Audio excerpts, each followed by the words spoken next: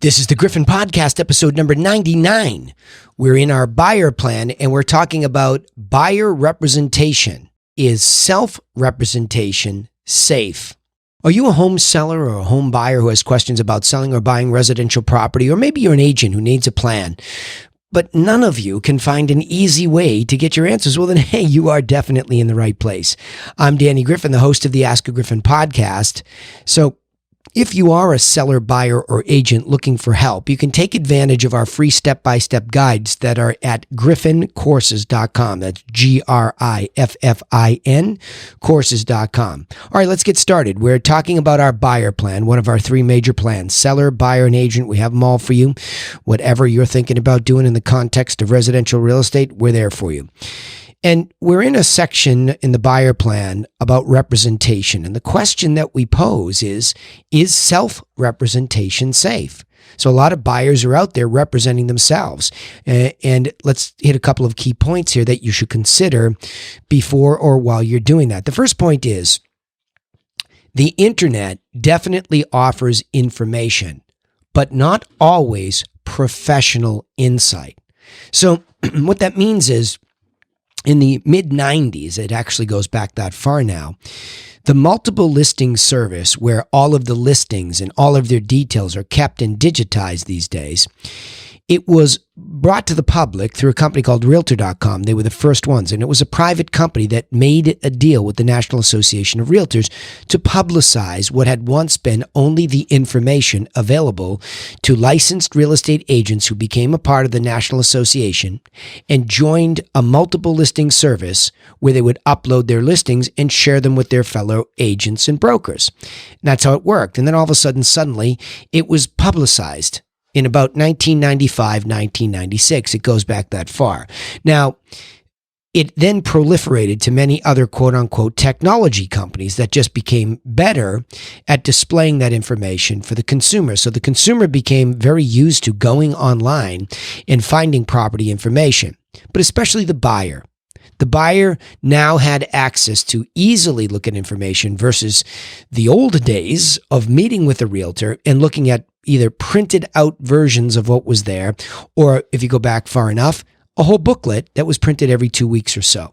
So that's how it has evolved as far as the information about properties. So it is a wonderful thing that now you can go on your phone, open up an app, and there will be all of that multiple listing information, or most of it, that is organized and given to you as the buyer. So that's wonderful. But what does that have to do with insight and the process of buying a house? Not much. Now, I do understand that there are a lot of would-be gurus or experts out there, and it seems these days anybody with a microphone or a cell phone and an opinion could be considered an expert, and that's just not true. Everybody has varying degrees of expertise in anything. So oftentimes that comes from a combination of constantly studying a craft and understanding it as things change, as markets change, and being up to date on that information themselves. But it's really that professional insight that can be garnered through experience in dealing with real in-the-world buyers. So in my experience, in my vast experience of helping buyers and helping agents help buyers, the second point here is that you should, as a buyer, understand that you need a strategic plan for getting the best property at the best price, not just the information.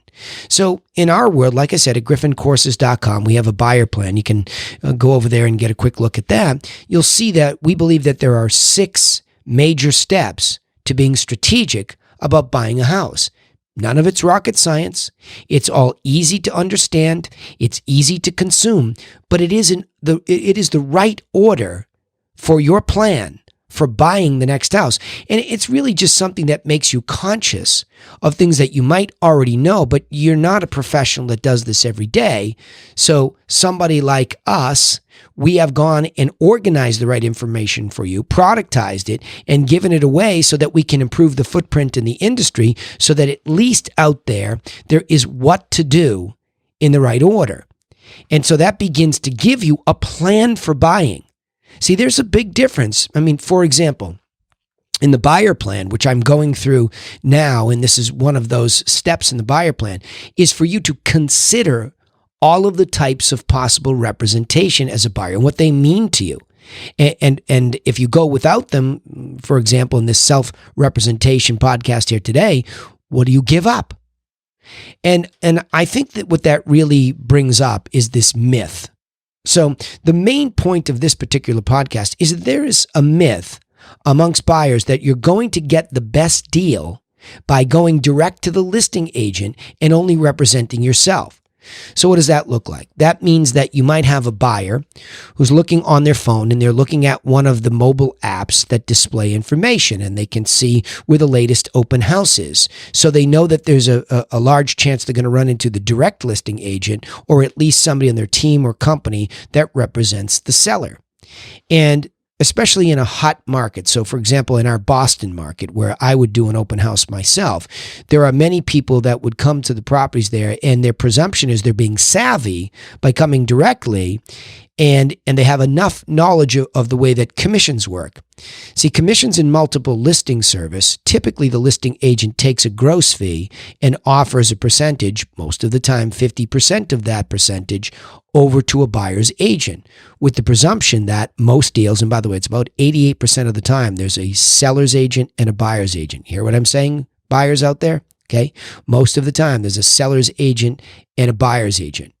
And even when there's a double-ended deal where the agency represents both parties. So in other words, my brokerage, the Griffin, might have the buyer and the seller, but it doesn't necessarily mean the same agent has the same people. So you're going down to a very small part of the industry where the same agent from the same company ends up representing in a dual agency or a disclosed dual agency as a company representation. I know it gets a little confusing, but what you're talking about is a very rare occasion. The majority of the time, both parties are represented by their own agent, the majority of the time. So nearly 9 out of 10. So I think that's important for you to understand that I know a lot of you think that you're going to go and get the agent to reduce their commission because they're coming direct to you. And somehow that gives you a competitive answer or a competitive edge. And I will tell you from the inside, a lot of listing agents get aggravated by that, and they don't like that. And it makes them feel uncomfortable. It doesn't mean that they won't do that. It doesn't mean that they don't have what's called a variable commission agreement with the seller, that if somebody does come direct, there may be a discount built in. So to a certain extent, you're correct that there might be some commission advantage. But let me really lean in on this. What does that have to do with you understanding what the best price is, what the best terms are? What does that have to do with you understanding where the market trends are right now? I know if you're a buyer and you're going to say, you've got all the information you need and you're savvy and you watch the market every day. You're not a professional with professional access to the multiple listing service. And furthermore, are you really sitting there analyzing the trends like we do?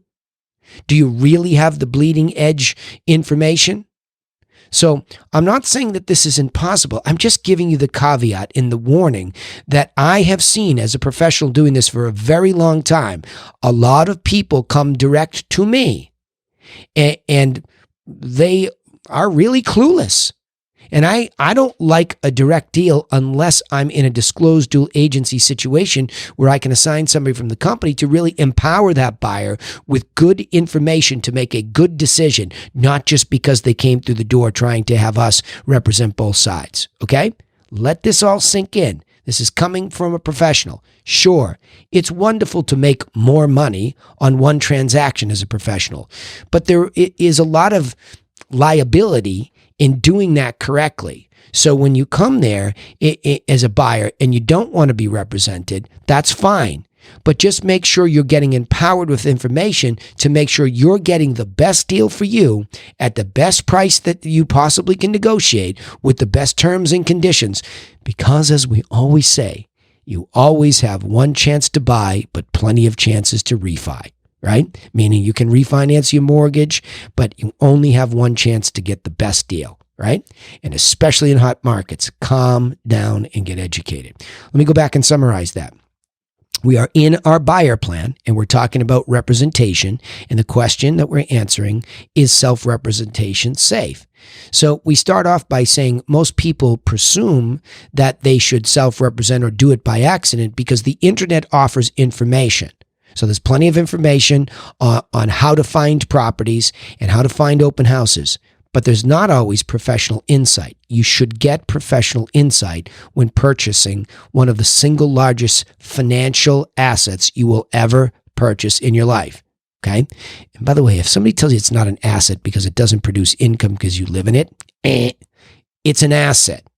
Any kind of equity in there is an asset to you. So you want to get the best price that you possibly can, even though I understand it's somewhere you're going to live, and that's even more important over the long run. I get it.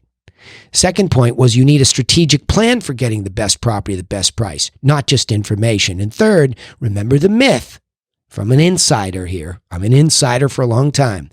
That the myth is that you'll get the best deal by going direct to the listing agent and only representing yourself. Not always true. Just remember that. You better get empowered on what that property is really worth because a reduction in commission might be far less than what you could have negotiated on price.